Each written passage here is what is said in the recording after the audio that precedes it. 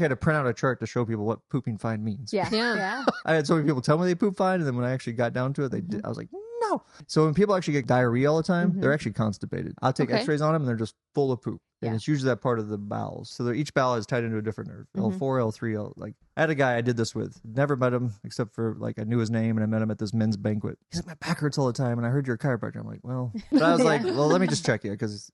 And I test him. He's like, you're the first one who's ever told me every nerve. You know exactly which nerve is damaged. And I was like, and you're exactly right. And I was like, yeah, I'm used to that, but I test him because I'm always curious. Yeah. And I was like, oh, there's a stressor. There's an emotional stressor. And I even was like, do I do it? This is like almost like midnight at this men's retreat. Yeah. I was like, we got to do it. We got to do it. There's something going on. God put him in my life for a reason. I tested him. Didn't know anything about him. And I was like, you have scar tissue in your bowels. I didn't know anything about this guy. I was like, your body said there's a problem in your bowels. His best friend had died in a car accident, and his bowels actually had to have all this surgery. Basically saying your bowels are part of why your back hurts all the time. Yeah. And like there's an emotional stressor.